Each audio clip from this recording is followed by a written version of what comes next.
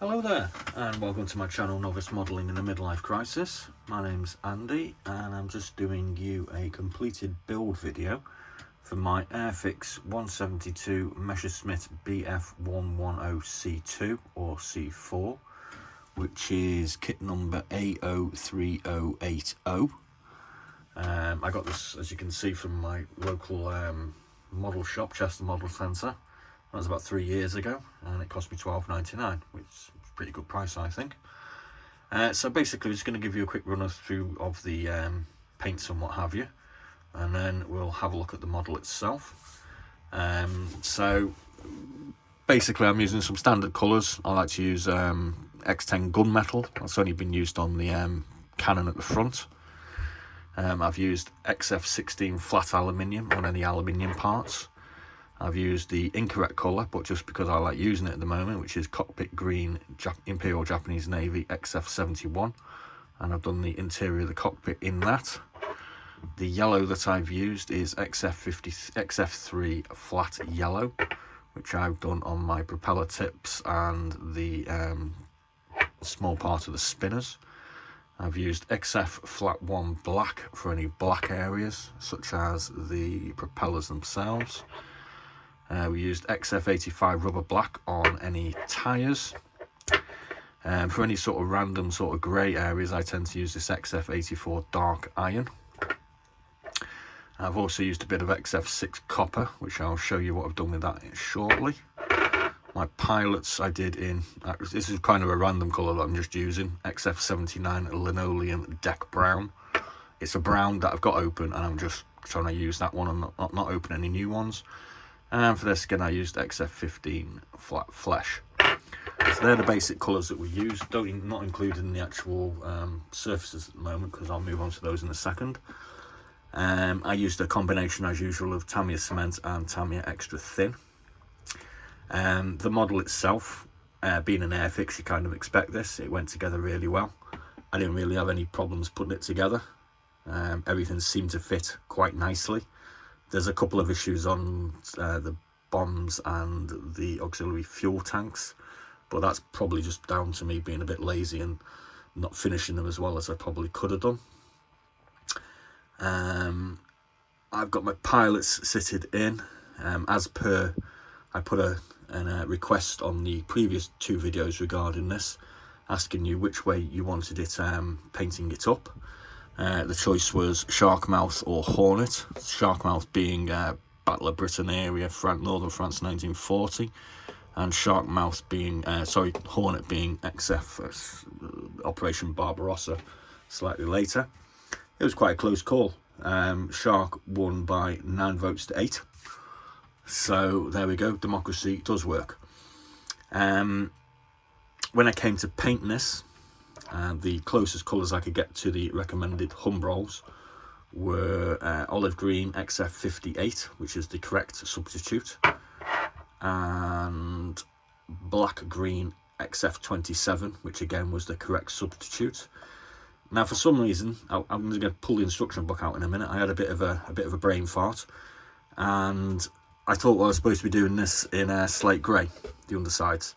And I don't actually have the correct substitute for slate grey, so I used this Royal Light Grey XF80.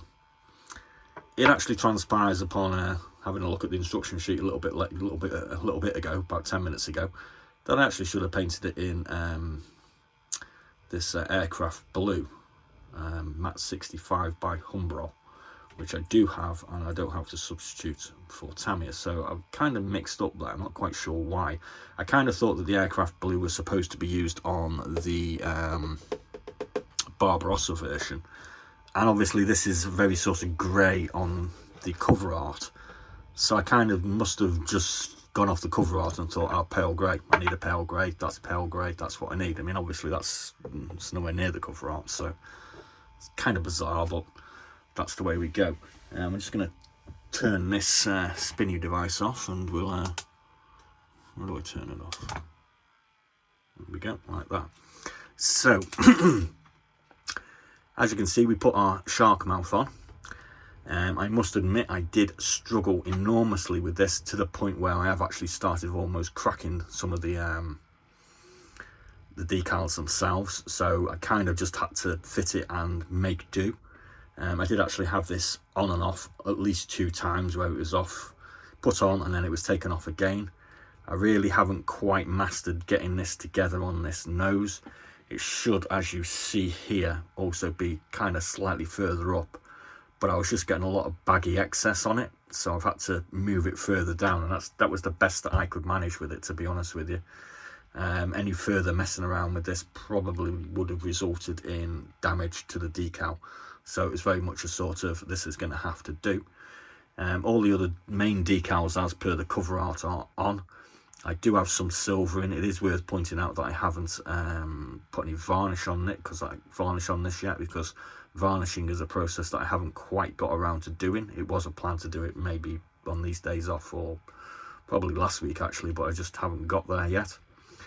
As to a sort of previous discussion I had with some guys on my my lightning video, which I built a couple of weeks ago, I kind of find all these little caution warning stencils and kind of distracting. I didn't put them on the lightning, I just put the cover art decals on, and I've started putting them on this one, and I've found that I'm getting a hell of a lot of silvering on them, especially on these bigger ones.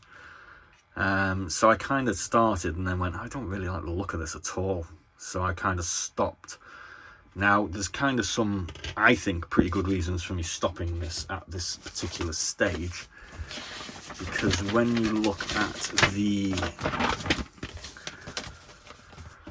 diagram for these stencils, and as you can see there's quite a lot of them, I have literally got stencils all over the main fuselage. They're literally everywhere.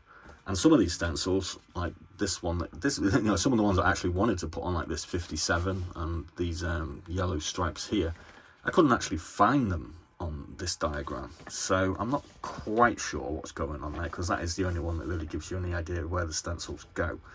So I kind of started with the stencils and then kind of gave up, because I'm concerned about the silvering, which, like I say, I know you can potentially do away with by using slightly better methods, including the sol mixtures for removing them and applying decals. So I mean, again, that's something that I'm going to move on to trying in the future. As per what we've built, kind of made a bit of a mistake here as well. So basically the choice was the shark mouth for 6 Staffel Zerstorgeschwader 76 Northern France. Now this is a heavy fighter setup basically, and as you can see from the underneath, I've actually put my bombs and my auxiliary fuel tanks on, which is kind of what you're supposed to do for the Operation Barbarossa Schnellkampfgeschwader 210 of the Eastern Front in 1941. So this is a case of not really following the instructions correctly. So basically what we've got is a sort of an amalgamation of both, it seems, mainly because I kind of think, well, it's got a load of bombs and what have you on it, and it looks kind of meaner. So yeah, a bit of a mistake there. So let's just have a look at the overall finish, and I've got to be honest with you, I'm pretty chuffed with the splinter camouflage I've managed to get. I'm just going to pop this down again and get this out again. Now, as you can see, I hope, I've tried my best to try and capture this, and I think I've pretty much almost, it's not perfect, but I have actually tried to make it as per the diagram, which is kind of, I've had to highlight where the colours were changing, and I've kind of nearly got it. I mean, it's not perfect, but I'm not at the perfect stage. I mean, again, down here I've got some of the actual shapes almost right, so I'm pretty happy with how this has turned out. I mean, the quality of the paint looks pretty good. There are some sort of fuzzy marks here and there on the actual paint. That's a mistake I made when I was peeling off the masking tape, and I think I've actually caught it with my nails when I'm trying to be pulling it off. So that's a bit of a lesson for the future. The undersides, I think, have come out pretty good as well. I mean, as you can see, I haven't really gone into any sort of extra detail in the undercarriage bays. On my exhaust manifolds, I've mixed up some of this copper with my favourite dark iron colour. I painted them dark iron first, and then I mixed up some copper and dark iron to kind of give them this sort of rusty effect. What else can we say? Yeah, not a lot really. I mean, the only issue I really had with fit was here, where there's quite a bit of a pronounced gap where this goes. I got a little bit of smudge in here, which I can sort of hopefully fix out in a bit. I've got a random 67 stuck on there as well. Not sure how that got there, but never mind. I'll take that off with a bit of water in a minute. I've only just noticed that. So yeah, I mean, I'm pretty chuffed with this one. It looks all right. I'm not happy with the silvering.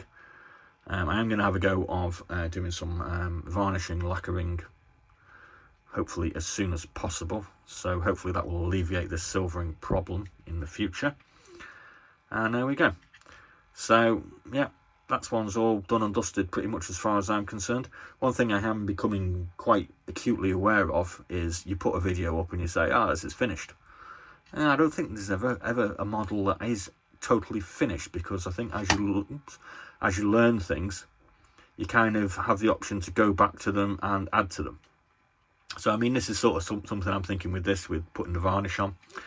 And in a couple of months, I'll probably have a go at doing some weathering, and I might return to this and add a bit of weathering to it as well. So we just got to sort of wait and see how we go with some of these. So there we go. That's the finished one. Please do like and subscribe, and join me for my model building ride with my little paintbrush pointer and my spare decals. So thanks for watching, and be seeing you.